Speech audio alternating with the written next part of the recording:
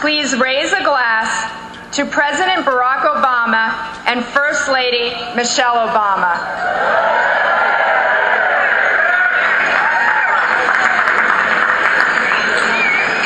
Thank you.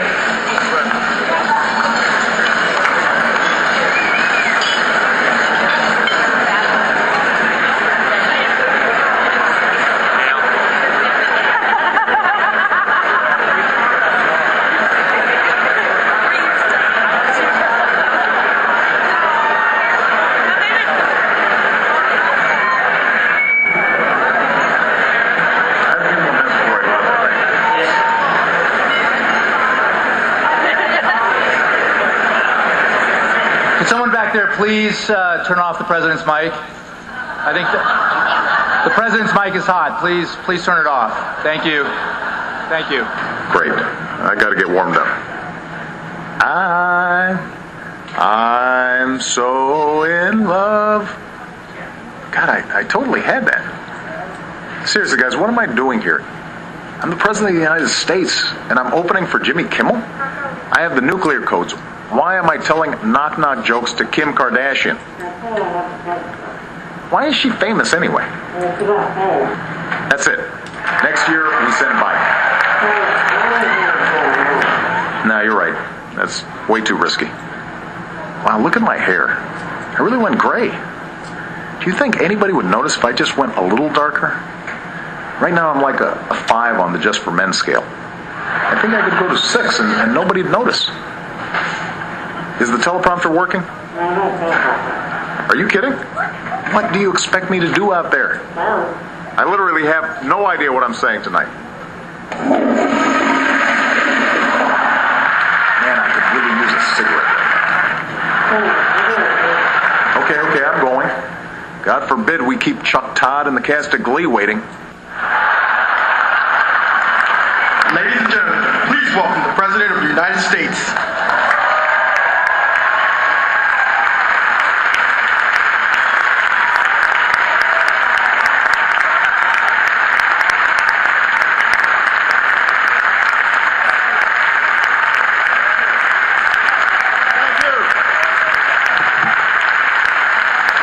Good evening, everybody. Good evening. I could not be more thrilled to be here tonight at the White House Correspondence Dinner. It's a great crowd. They're already laughing. It's terrific. Chuck Todd, love you, brother. I'm delighted to see some of the cast members of Glee are here. And Jimmy Kimmel. It's an honor, man.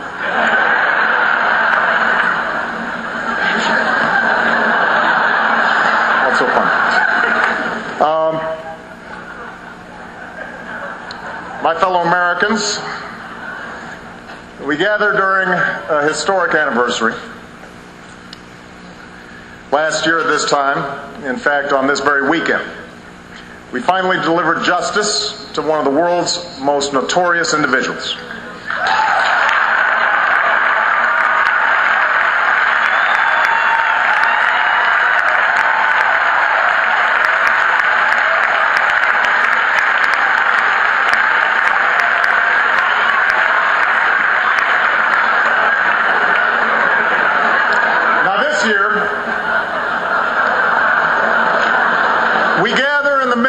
Of a heated election season, and Axelrod tells me I should never miss a chance to reintroduce myself to the American people.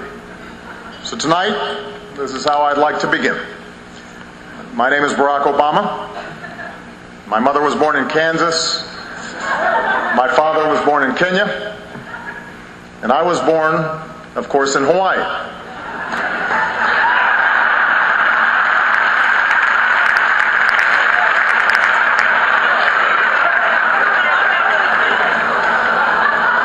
In 2009, I took office in the face of some enormous challenges. Now, some have said I blame too many problems on my predecessor, but let's not forget that's a practice that was initiated by George W. Bush.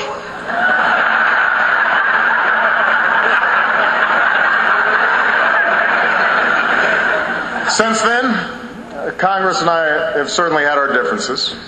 Yet I've tried to be civil, to not take any cheap shots. And that's why I want to especially thank all the members who took a break from their exhausting schedule of not passing any laws to be here tonight. Let's give them a big round of applause.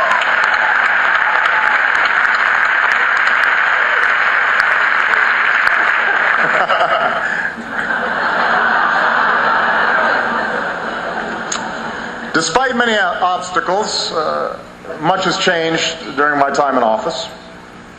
4 years ago, I was locked in a brutal primary battle with Hillary Clinton.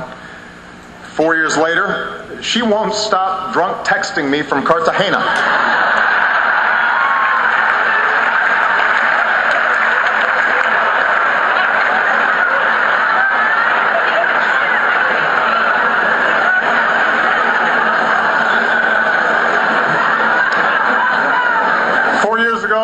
I was a Washington outsider. 4 years later, I'm at this dinner. 4 years ago, I looked like this. Today, I look like this.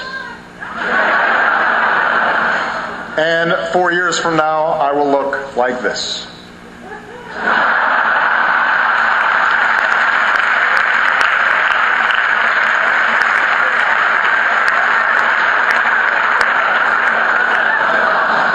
That's not even funny.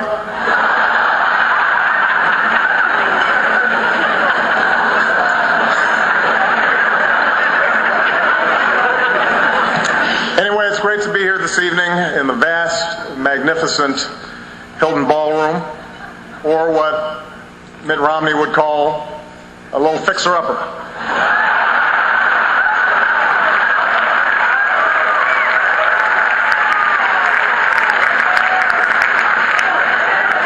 I mean, look at this party. We got men in tuxes, women in gowns, fine wine, first-class entertainment. I was just relieved to learn this was not a GSA conference.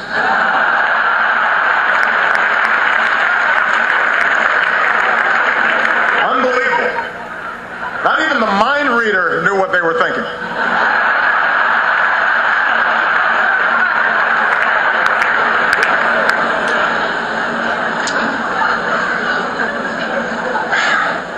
The White House Correspondence Dinner is known as the prom of Washington, D.C., a term coined by political reporters who clearly never had the chance to go to an actual prom.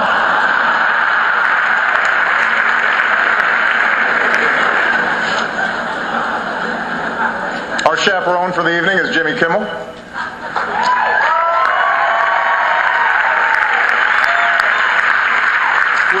For the job, since most of tonight's audience is in his key demographic, people who fall asleep during Nightline.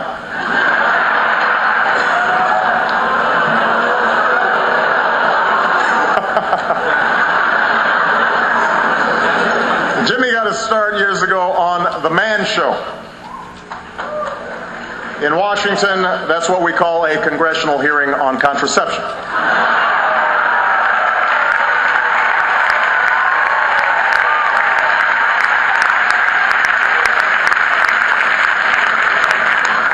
Plenty of journalists are here tonight. I'd be remiss if I didn't congratulate the Huffington Post on their Pulitzer Prize. You deserve it, Ariana. There's no one else out there linking to the kinds of hard-hitting journalism that HuffPo is linking to every single day.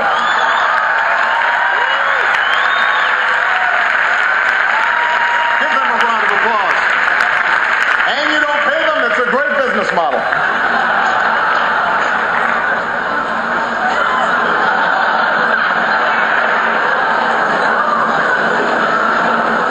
Even Sarah Palin's getting back into the game. Guest hosting on the Today Show, which reminds me of an old saying. What's the difference between a hockey mom and a pit bull? A pit bull is delicious.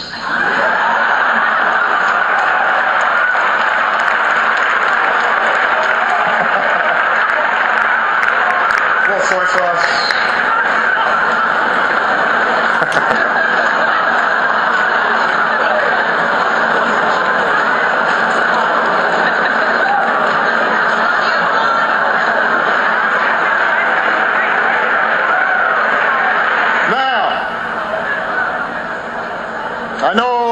point, many of you are expecting me to go after my likely opponent, Newt Gingrich. Newt, there's still time, man.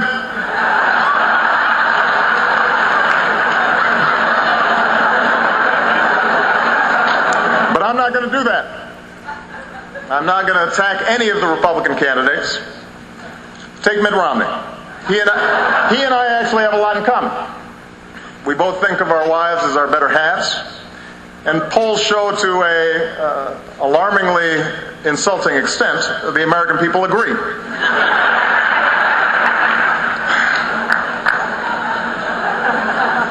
We also both have degrees from Harvard. I have one. He has two. What a snob.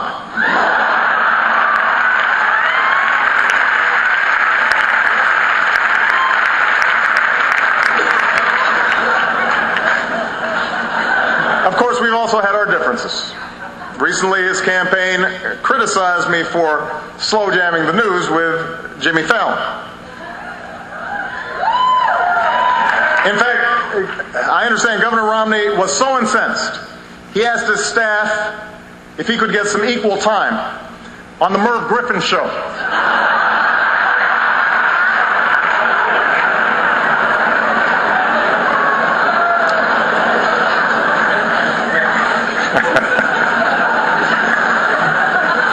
Still, I guess Governor Romney is feeling pretty good about things because he took a few hours off the other day to see The Hunger Games.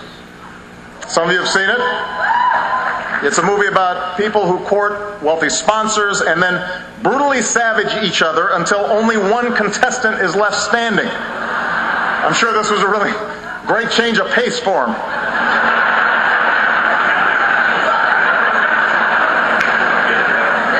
I have not seen The Hunger Games.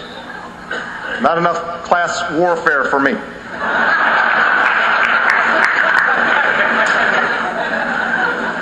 Of course, I know everybody's predicting a nasty election, and thankfully we've all agreed that families are off limits.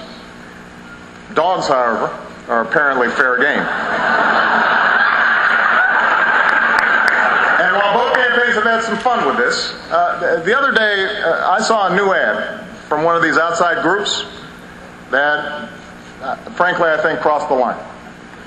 I know Governor Romney says he has no control over what his super PACs do, but can we show the ad real quick? Back in 1983, you took your Irish setter, Seamus, on a 12-hour road trip tied to the roof of your car in a kennel. He climbed up there regularly, enjoyed himself, and my guess is he liked it a lot better in his kennel than he would have liked it inside. Finally, a candidate with the courage to fight for a dog's freedom to feel the wind in his fur.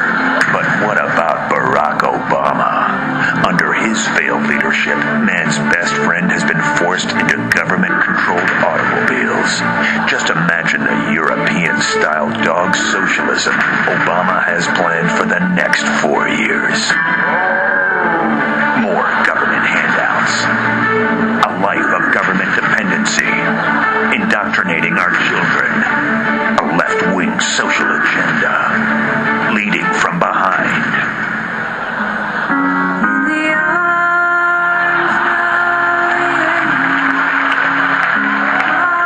America's dogs can't afford 4 more years of Obama. For them, that's 28 years.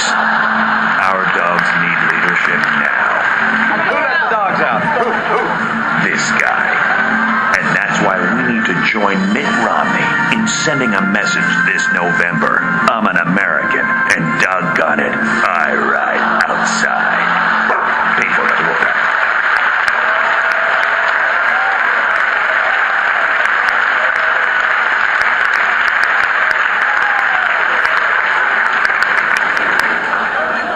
That's pretty rough.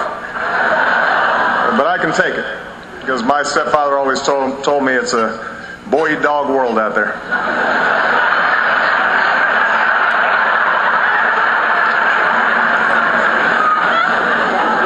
Now, if I do win a second term as president, let me just say something to all my conspiracy-oriented friends on the right who think I'm planning to unleash some secret agenda. You're absolutely right. So allow me to close with a quick preview of the secret agenda you can expect in a second Obama administration. In my first term, I sang Al Green. In my second term, I'm going with Young Jeezy. Michelle said, yeah. I sing that to her sometime.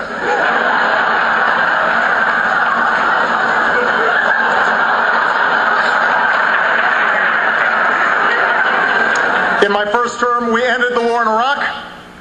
In my second term, I will win the war on Christmas.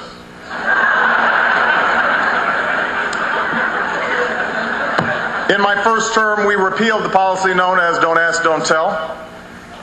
In my second term, we will replace it with a policy known as It's Raining Men.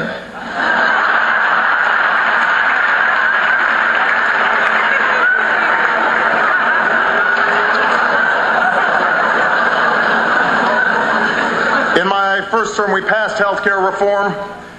In my second term, I guess I'll pass it again.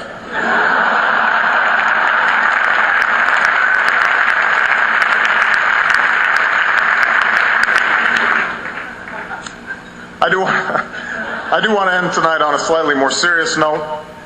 Whoever takes the oath of office next January will face some great challenges, but he will also inherit traditions that make us greater than the challenges we face. And one of those traditions is represented here tonight. A free press that isn't afraid to ask questions, to examine, and to criticize. And in service of that mission, all of you make sacrifices. Tonight we remember journalists such as Anthony Shadid and Marie Colvin,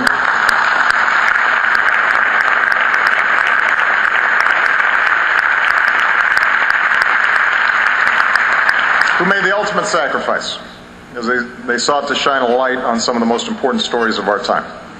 So whether you are a blogger or a broadcaster, whether you take on powerful interests here at home or put yourself in harm's way overseas, I have the greatest respect and admiration for what you do. I know sometimes you like to give me a hard time, and I certainly like to return the favor. But I never forget that our country depends on you. You help protect our freedom, our democracy, and our way of life.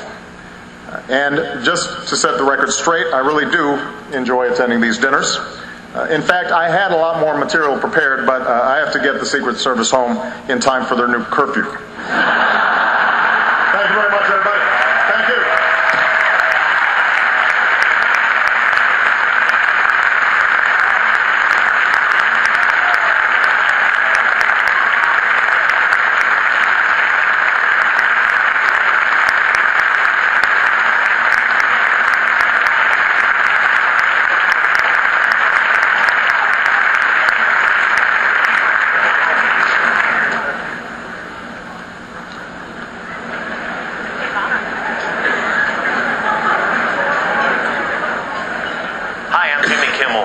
Thank you.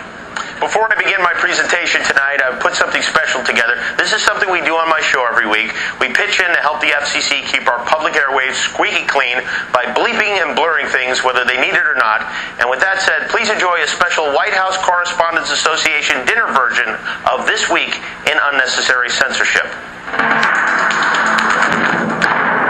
Good afternoon, ladies and gentlemen. Thank you for coming to the White House for your daily briefing. I've told leaders of both parties that they must come up with a fair compromise in the next few days that can pass both houses of Congress.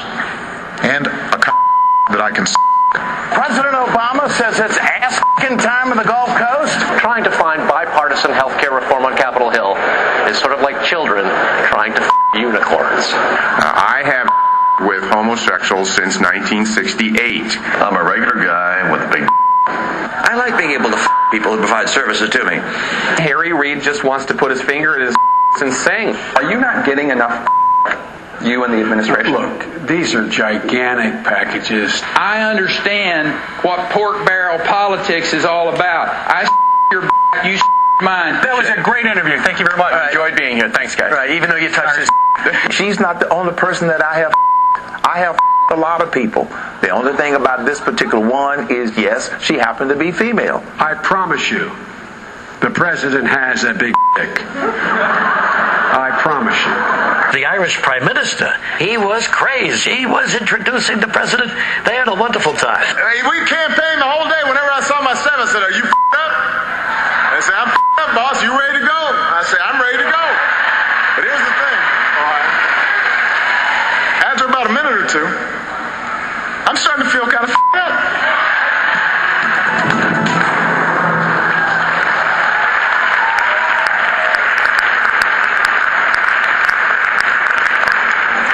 And now, I'd like to introduce a comedian who I think will be a particular hit with the journalists in this room.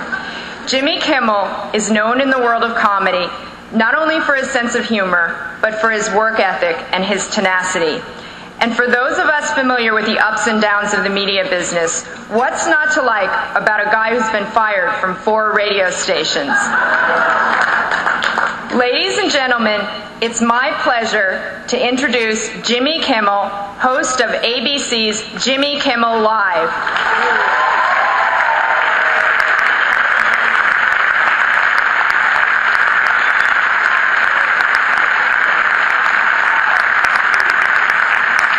Well, thank you. Good evening, ladies and gentlemen, distinguished guests, Mr. President, salam. It's wonderful to be here. They told me this would be a very high-profile event with some of the most powerful people in the world. They did not tell me I'd be looking directly into Sofia Vergara's cleavage. I saw you texting. Sophia is from Colombia. This is what women look like in Colombia. What do you expect the Secret Service to do? Mr. President, I know you won't be able to laugh at any of my jokes about the Secret Service, so cover your ears if that's physically possible. I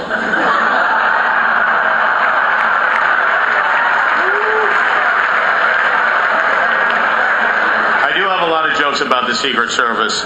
You know, I told them for $800 I wouldn't tell them, but they only offered $30, so... to see that Congress is taking this very seriously. David Vitter even went so far as to fly down to Colombia to investigate this personally. I'll tell you what, though, I know the administration's been cracking down, but if this had happened on President Clinton's watch, you can damn well bet those Secret Service agents would have been disciplined with a very serious high five. Palms would be beet red. Quick announcement, if anyone has tickets to the GSA after party, the plane is leaving for the Four Seasons in Dubai at midnight on the dot. They'll be later, you'll miss out on your complimentary white tiger cub. I want to thank the Washington Hilton for hosting us tonight. You know, President Obama wanted to move the dinner to the Kennedy Center this year, but the Republicans wanted to keep it here at the Hilton, so they compromised, and here we are at the Hilton.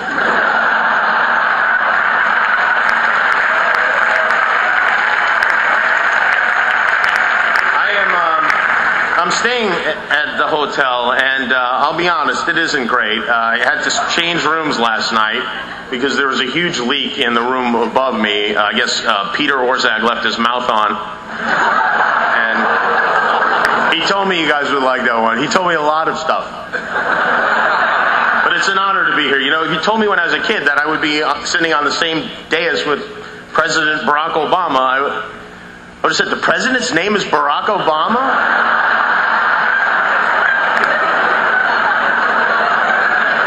Mr. President, you remember when the country rallied around you in hopes of a better tomorrow? That was hilarious. That was your best one yet.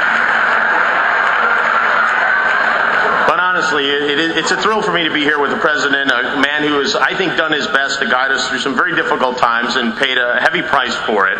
You know, there's a term for guys like President Obama. Probably not 2 terms, but...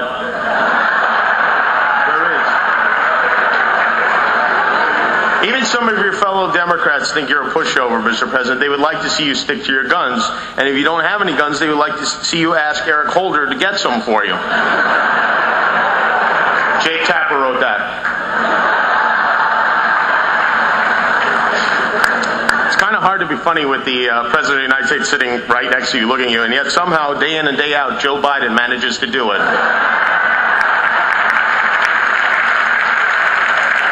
I wish he was here. I wish he was here so he could sit behind me and fake clap like he does during the State of the Union address. Are you enjoying this? Is this fun for you? This is the first meal he's had in months. They say diplomacy is a matter of carrots and sticks, and since Mrs. Obama got to the White House, so is dinner. You're very skinny. She doesn't let you eat. I felt weird about eating dessert. I left it untouched. I've never done that before. You know, the real reason people thought you were from Kenya had nothing to do with your birth certificate. It's because you lost so much weight, we thought you were the guy who won the Boston Marathon. This is how you know this country's in bad shape. Our president is starving. North Korea is sending him food aid. I had the opportunity to sit next to the First Lady tonight. She's very, very nice, and no matter what side of the fence you're on, you have to admit she's done a lot of good work. She just wants us to be healthy, really, is all. Mrs. Obama, I thank you for that. Look, it's Chris Christie. Get him.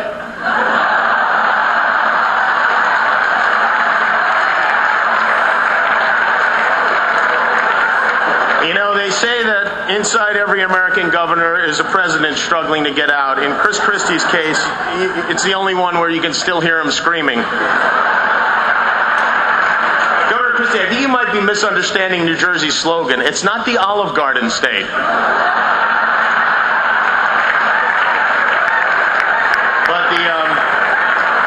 The truth is, the First Lady is right. Americans are in terrible shape. You can even tell how out of shape we are by the way we protest. We used to march. Now we occupy. I want to say a quick congratulations to the Occupy protesters. It took months and months of patchouli oil and hacky sack, but finally, Wall Street isn't greedy anymore. Congratulations. White House Press Secretary Jay Carney is with us. Hello, Jay. Jay is, as you know, not only his press secretary, you also know him as the white guy from every Lens Crafters commercial. One of Jay's jobs is to keep track of all the Hillary Rosens. For those of you who aren't familiar with this story, Kim, Lindsay, etc., Hillary Rosen is the woman who said Ann Romney never worked a day in her life, even though Mrs. Romney raised 5 kids. And of course, the administration tried to distance itself from those comments. They said she's not an advisor to the Obama campaign, even though, as we later found out, her name appeared on the White House visitor log 35 times. So when reporters asked Jay why her name showed up 35 times, this is where it gets hilarious. He said he wasn't sure it was the same Hillary Rosen. He said, I personally know 3 Hillary Rosens. You personally know 3 Hillary Rosens? Where did all these Hillary Rosens come from? Did you pick them in the Hillary Rosen garden? I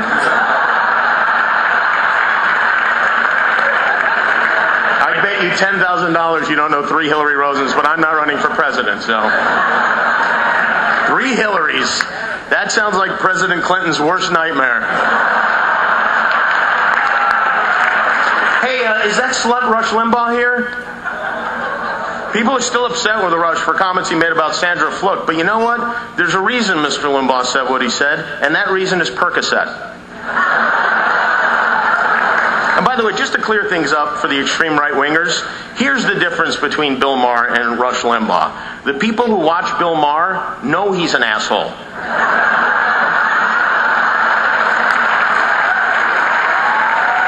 This is my first time here. Every news organization, I guess, has its own table. Scripps is here, thank God, just in case a spelling breaks out. We have that covered. We have numerous members of the print media in attendance, which reminds me of a riddle. What's black and white and red all over? Nothing anymore.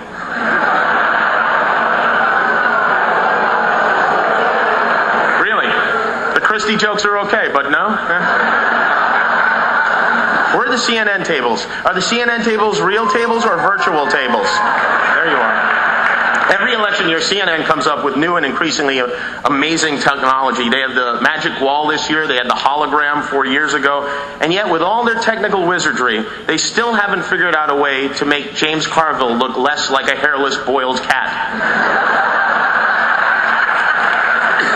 Quite a few cable news anchors wrote books this year. Chris Matthews of MSNBC wrote a biography of JFK.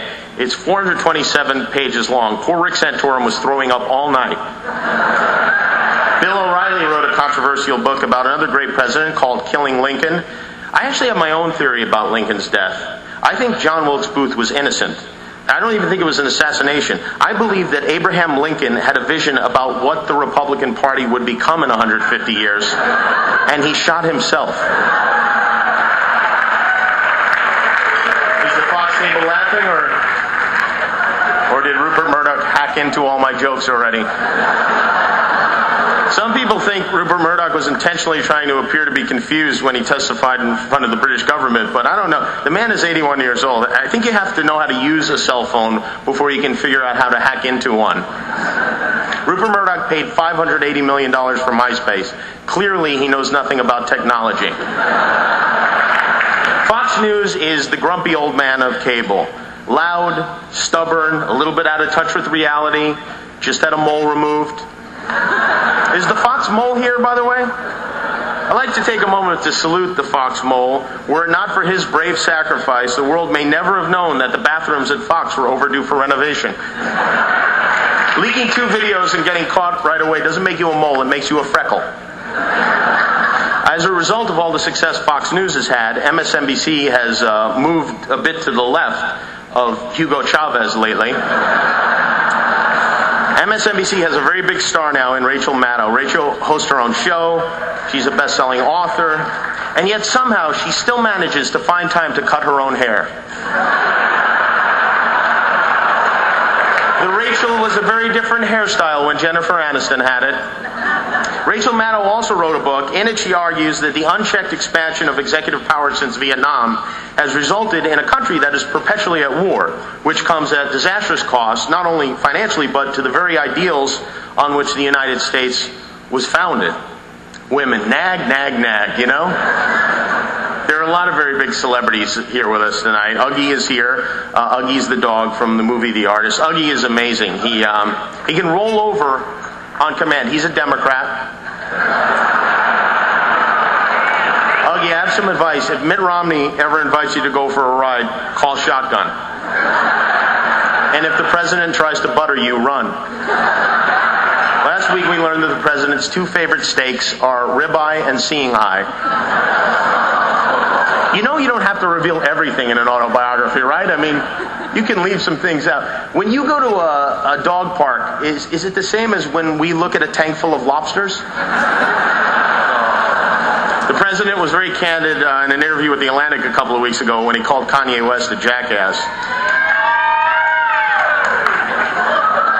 Which, no offense, sir, but I think you got the wrong West. I think you meant Allen. Do all Wests look the same to you?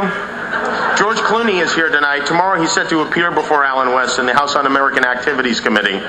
George is hosting a fundraiser event for the Obama campaign. For $3, you can enter a raffle, and the winner gets to have dinner with the president at George Clooney's house. And I for one, have always dreamed of eating a Hot Pocket with the president and Batman. And now I can do it for only $3. And if you don't win the raffle, remember, you can still win dinner with George himself if you are a 6'1" blonde with a perfect body. Sully Sullenberger. Where's Sully Sullenberger? I met him outside the...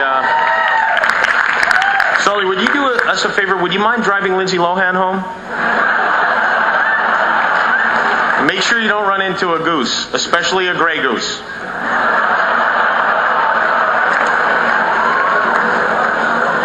George Stephanopoulos is here. Good Morning America just beat the Today Show for the first time in 16 years.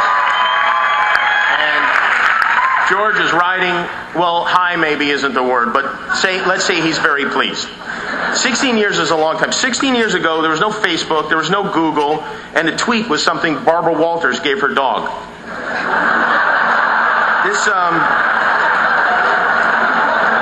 This is really incredible. I mean, What a collection of people. Here in one room we have members of the media, politicians, corporate executives, advertisers, lobbyists, and celebrities. Everything that is wrong with America is here in this room tonight. Unfortunately, the Speaker of the House, John Boehner, isn't. Apparently, yours aren't the only dinner invitations he declines, Mrs. Obama. Don't take it personally, though. He's probably just afraid someone will ask him to pass the salt and he won't have the votes. Eric Cantor couldn't be here tonight. He's at the gym working out his gavel arm. This Boehner-Cantor feud fascinates me. As most of you know, it started during the debt ceiling negotiations when they couldn't agree on the wording of the ransom note. And it went downhill from there. Interesting fact about Speaker Boehner, the reason he smokes so many cigarettes is his tears keep putting them out. Minority Leader Nancy Pelosi isn't here tonight either, but her lipstick is. It's on my glass, I think, from last year. Nancy Pelosi believes in lipstick the same way she believes in government. Too much is never enough. Jake Tapper also wrote that one. I have to say, I've been having a lot of fun here in Washington. It's such a great city with all the history and monuments. I was at the Lincoln Memorial last night. I was standing there in awe, thinking, wow, back in the 60s, on this very spot, Forrest Gump reunited with Jenny. The people are interesting, too. You know, it's fun to have conversations with people who are so passionate about politics. I talked to a guy who was a huge supporter of Obamacare, and a guy who says it's a disaster that should be killed immediately. And it was interesting because I'd never met Mitt Romney before. Mitt Romney is the inevitable Republican candidate for president. He has an amazing story. You know, they picked him out of a Land's End catalog. That's how he was discovered. Some people say Mitt Romney won't be elected president because he's Mormon, and I think that's ignorant. I mean, this country is more open-minded than that. We elected an African-American president. We would absolutely elect a Mormon president, just not Mitt Romney. Stevie Wonder just said, we elected an African-American president? We heard Eric Fernstrom compare Romney's campaign to an Etch-a-Sketch, and I don't know. When I think Mitt Romney, I don't think Etch-a-Sketch. I think Twister. One foot on red, the other on blue, and both hands on green. Mitt has trouble connecting with regular people. You can't have a beer with him because he doesn't drink. You can't have a cup of coffee with him because he can't have caffeine. You can't even play Monopoly with him because he keeps trying to put the dog on the car. But if you're a Republican, you know, there isn't much of a choice. I get Rick Santorum is out. I guess it just wasn't Rick's year. Rick's year is 1954. You know, it's one thing to oppose gay marriage. It's another altogether to do it in a sweater vest. But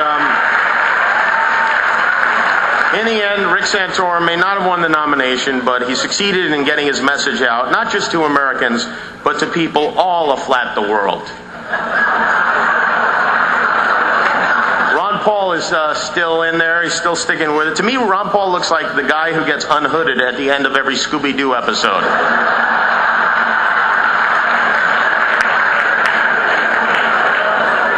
It's great to see the Gingriches here tonight because I guess that means the check cleared. Newt, I have a question. How can you be against gay marriage when you yourself are the son of two gay parents, the Michelin Man and the Stay Puft Marshmallow Man? I don't understand politicians who are against gay marriage. I don't understand anyone who's against gay marriage. And when you really think about it, aren't all marriages kind of gay? I mean, as a man, when you get married, essentially what you're saying is, I will never touch another woman as long as I live. Now let's put jewelry on each other and dance. Not that it's any of my business, Mr. Gingrich, but why are you waiting until Tuesday to drop out of this? Just do it now. It's time to Mitt or get off the pot.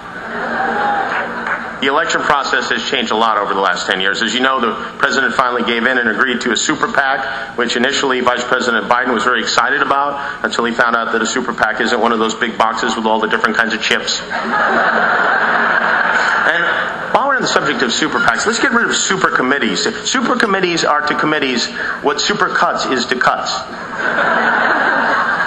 All right, it's time for the fun part of the evening. I'd like everyone to look under your seats. Under each one, you will find a copy of Keith Olbermann's resume. Is Keith here tonight? Limo wouldn't pick him up? The thing about Keith Olbermann is he's so likable.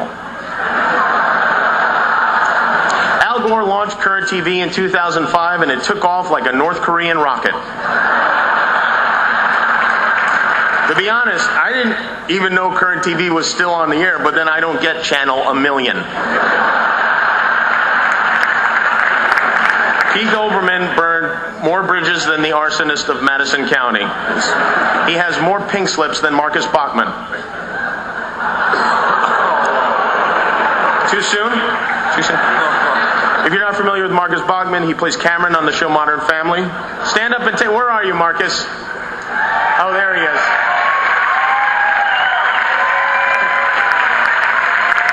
I do have one real question for you, Mr. President. What's with the marijuana crackdown? I mean, seriously, what is the concern?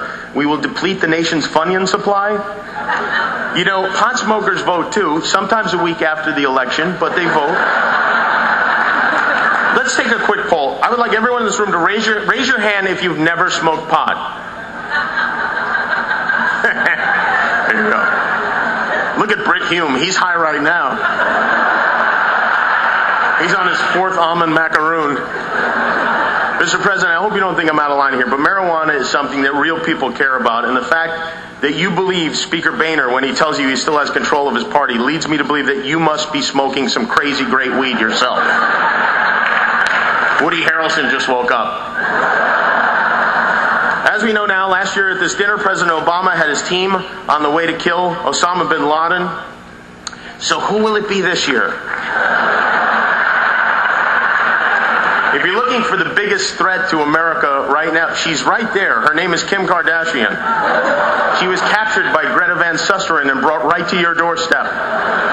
You know, when you took office, the Kardashians had one reality show. Now they have 4. This is not a good trend. Right now, Navy SEAL Team 6 is outside the Kardashian compound in Beverly Hills, disguised as the Denver Nuggets, so they can sneak in undetected.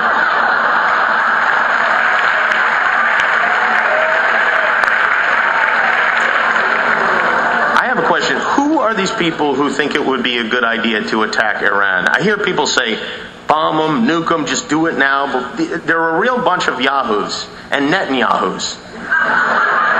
There's only one way to have peace between the Israelis and the Arabs. Instead of focusing on their differences, they should focus on what they have in common, which is a mutual love of falafel and terrible dance music. I don't understand all the anger that is directed at the president. Even if you disagree with his politics, he's funny, he's athletic, he has a beautiful singing voice, he's devoted to his family. Even with all his responsibilities, he still finds time to go to his kids' soccer games and move the goalposts. And I think that's commendable. President Obama wants everyone in America to have health care, whether we want it or not.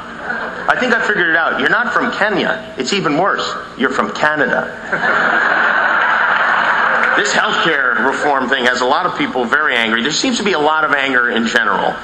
And ladies and gentlemen, if I can get serious for a moment, I believe that if we truly want to overcome the problems that we face, we have to do it together.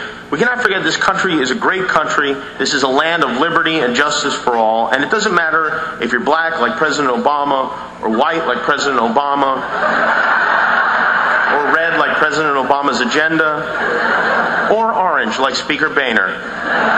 America is and will always be, as a great man once put it, a place where a man is judged not by the color of his skin, but rather by the number of his Twitter followers. It has been an honor for me to be here before so many members of the Washington and national media. You're here tonight because as journalists you care about freedom, free speech, a free press, and most importantly, free dinner. Some people say journalism is in decline. They say you've become too politicized, too focused on sensationalism. They say you no longer honor your duty to inform America, but instead actively try to divide us so that your corporate overlords can rake in the profits. I don't have a joke for this. I'm just letting you know what some people say. In conclusion, it really has been an honor for me to be here tonight, and I'd like to thank Karen Bohan for inviting me, and Jake Tapper for writing all the jokes you didn't like, and I also want to thank Mr. Mills, my 10th grade high school history teacher, who said I'd never amount to anything if I kept screwing around in class. Mr. Mills, I'm about to high-five the President of the United States.